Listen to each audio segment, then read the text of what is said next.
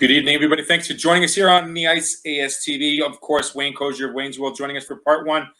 Wayne, we've got a really busy segment, so we can't really dilly-dally about the fact that your boy Landon gave the Winnipeg Ice the second loss of the season, but we might get to that later on. But quite a game nonetheless. Good. Absolutely. He wants to get right into it. He's itching at it. He's grinning. We got a big show up ahead. Big show. We could have almost done 5 hot takes tonight or 6 hot takes rather, because conversation is going to be short and sweet for a lot of these topics, and we do hope you enjoy them. Do leave us a like, leave us a comment if you are watching, and let us know what's going on. First and foremost, the WHL Bantam Draft. The U.S. part is on the 8th. The Canadian part is on the 9th, which will be the Thursday. There's a set of Saskatchewan and Manitoba players that could vie for possibly being in the top 10 in the draft procedure for these Bantam kids. Wayne, let's take your Saskatchewan guys first before I look at my Manitobans. Give us an idea of some of the Saskatchewan players that could potentially go in the first round. Okay, sounds good. And I always preface these, as far as listing players and stuff like that, this is kind of like a crapshoot. I mean, even WHL GMs and coaches and assistant GMs and directors of scouting, they struggle with who to take for a pick. I mean, sometimes there's geographical reasons they want to take a player.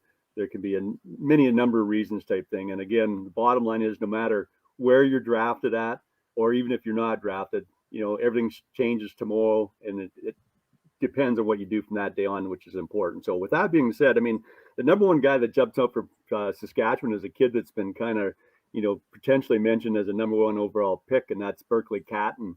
And he started the year in Shattuck's down in the U.S., and I think is in the process of trying to return to his Saskatoon Blazers and stuff. And so he's an incredibly skilled, high IQ player. I've seen him at the Subaru Classic this summer when a lot of these top prospects were playing here in Regina and stuff. And certainly he's got all the skills and stuff and abilities that can transfer to the next level. And, I think it'll come down to, he'll be one of those top picks. It's just going to come down to the priority of those teams that are at those high positions. And I think, number one is Spokane, number 2 is Tri-City. So those are a couple of, West Coast teams. So, they, particularly Spokane, I guess, and Tri-City are both well known for taking Saskatchewan players. And then the mighty Brandon Wheat Kings have 2 picks in a row, if you can believe it. There's a team that's already strong and has 2 of the top 4 picks.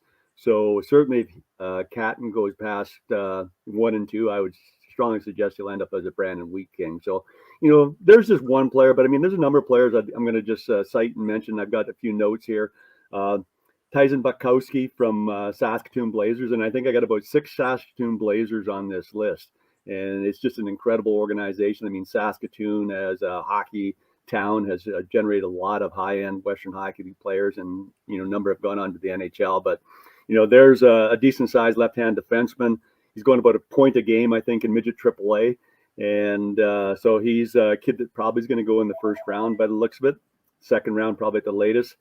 Then a couple of forwards, I guess. Roger McQueen, a big 6'4" forward from, again, the Saskatoon Blazers. Kind of an interesting player. I mean, just his size alone attracts the attention of the scouts. But at the same time, there's always those question marks. Has the kid kind of reached his peak potential, and is he dominating because of his sheer size and stuff? So that'll be an interesting dynamic to see, if he's going to go up in the draft or fall down, depending on what the various scouts are thinking there and stuff. Trey Wilkie, he's at forward, about a point a game type thing. He's probably going to be, I'm throwing him into the second or third rounder type thing. And then a couple other of the Saskatoon Blazers that I have to mention here, and it seems like we're all on one topic here, but it's an incredible organization, is Riley Ash is one kid that I really like. And I've seen some rankings, and I see Riley kind of in that second round. He could surprise it on the upside and move up, or, again, downside, there's always that too. But what I like about him is he's got a good pedigree, big kid, works hard, power forward type player. I seen earlier in the year he played a couple of games in the Saskatchewan Junior Hockey League, or at least one anyways, and picked up 2 goals in his first exhibition game. So again, a great a player there that a lot of teams will be looking at. Cole Pearden, Terrence Smith, and Chase Woodsky. Again, 3 other players for this Blazers. The last one, Woodsky, is a goalie, and so watch for their names. And one last name I'll mention is Ashton Tate, a Prince Albert Minto. A lot of people have him kind of cruising around that second, 3rd round. There is some upside for him too, a highly skilled forward. And so exciting year for Saskatchewan players. And one last point I want to make before I throw it over to you to talk about some of the Manitoba is, the vast majority, if not all these players, I think that I've mentioned, are not playing in academies. So that's important for players and parents to know that it's not an absolute must that players have to go to prep academies to be drafted. In some cases, it can be a detriment because you're in over your head. There's also obviously the cost and stuff. So, I'm a big proponent of players that still choose and wish to stay in AAA programs versus going to academies. And, I just definitely want to put a pitch in there for those people that are trying to make that decision. You bring up a very valid point, Wayne, and I look over that top 22 list that's out there, and about 60% of those players are prep academy players in the CSSHL. And the thing is, you listen to it and you see it, and you're like, wow, like, why is that 15 Bantam setup so dominant in these rankings? But then you bring up the other side of it, AAA hockey and US hockey, like Shattuck, those opportunities, those organizations are just the same. And the value and I guess the exposure for the player is the keynote for anybody trying to get drafted in those top 2-3 rounds. Going to the Manitoba side, just a little bit east of the border of Saskatchewan, I have 3 names that have come up in the last probably 4 to 6 months, really. First and foremost, a Brandon boy playing for the Wheat Kings potentially could be taken in that 3rd or 4th spot by the Wheat Kings, and that's Clark Caswell. He's done really well here in the season, really taken advantage of this pandemic, grown, matured, filled out a bit, but he's pinning it over a point a game, and he's certainly turning heads. I look forward to seeing it, kind of like a Nolan Ritchie kind of thing, where Brandon stayed close to home, not as high, or even a higher pick than Nolan, but certainly somebody to watch, and will make some ripples in the water, if you will, when it comes to draft day next week. The second person I picked up is a prep guy from Rink Hockey Academy. That's Gavin Hodnett, strong forward, really coming to his skill set here in the part of the September, October, and has really performed very well within that Rink hockey program. He's also playing at a U18 level. Whether or not that gives more of a maturity level to the player, we'll wait and see.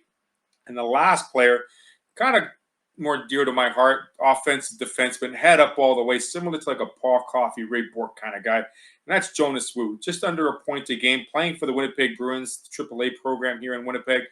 Very good skill set, very high demand to see how those players can work.